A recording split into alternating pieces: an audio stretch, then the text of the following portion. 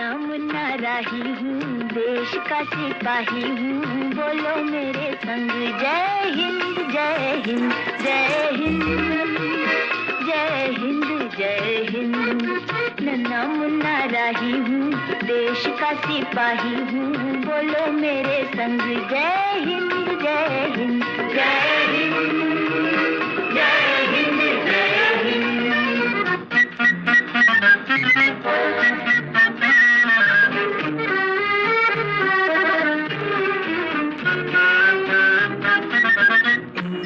रास्ते में चलूंगा ना डर डर के, चाहे मुझे जीना पड़े मर मर के, मंजिल से पहले ना लूंगा कहीं दम, आगे ही आगे बढ़ाऊंगा कदम, दहने बाएं थम। नन्हा मुन्ना राही हूँ, देश का सिपाही हूँ, बोलो मेरे संग जय हिंद जय हिंद जय हिंद जय हिंद जय हिंद। आओ बच्चों तुम्हें दिखाए झांकी हिंदुस्तान की, इस मिट्टी से तिलक करो ये धरती है बलिदान की। वंदे मातरम वंदे मातरम। आओ बच्चों तुम्हें दिखाए झांकी हिंदुस्तान की, इस मिट्टी से तिलक करो ये धरती है बलिदान की। वंदे मातरम वंदे मातरम। मेरे देश की धरती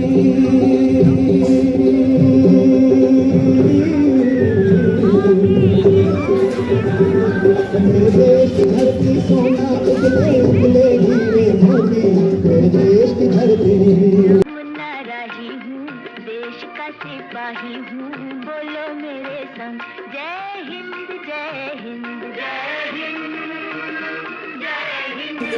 येडे मच्छिंद्र गावचा नाना, धाडसी होता लहानपणा, शेतकऱ्याचा कैवारी, अन्यायाला तोडणारा, स्वातंत्र्याची आणि अन्यायाविरुद्ध लढण्याची भावना निर्माण झाली. नानासाहेब हुशार होते, पण पुस्तकांबरोबरच त्यांना बाहेरचे जग जाणून घ्यायला आवडायचे. ते शेतात काम करणाऱ्या लोकांशी बोलायचे आणि त्यांच्या अडचणी समजून घ्यायचे. लाठी काठी कुस्ती खेळ, मनात देश प्रेमाचा मेळ, लाठी काठी कुस्ती खेळ, मनात देश प्रेमाचा मेळ. शाळेत असताना त्यांच्या शिक्षकांनी एका गरीब मुलाला शिक्षा केली, कारण त्याच्याकडे वह्या पुस्तके नव्हती. ते पाहून नानांना खूप वाईट वाटले. दुसऱ्या दिवशी त्यांनी आपल्या वडिलांकडून पैसे घेऊन गरीब मुलांसाठी वह्या पुस्तके आणली.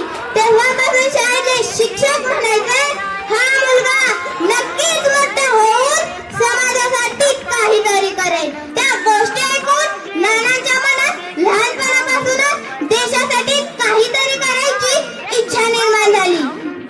शाळेत असताना त्यांनी इंग्रजांच्या जुलमी कारभाराविरुद्ध त्यांच्या मनात राग निर्माण झाला. त्यांनी लहानपणीच अंगी बांधला स्वाभिमानाचा वारा, लहानपणीच अंगी बांधला स्वाभिमानाचा वारा, इंग्रजांचा जुलूम पाहून पेटून उठला अंगारा, इंग्रजांचा जुलूम पाहून पेटून उठला अंगारा. साताऱ्याचा सिंहार आपला थरथरली ही धरती, साताऱ्याचा सिंहार आपला थरथरली ही धरती. नाना पाटील अमर झाले, थोर त्यांची करणी, नाना पाटील अमर झाले, थोर त्यांची करणी.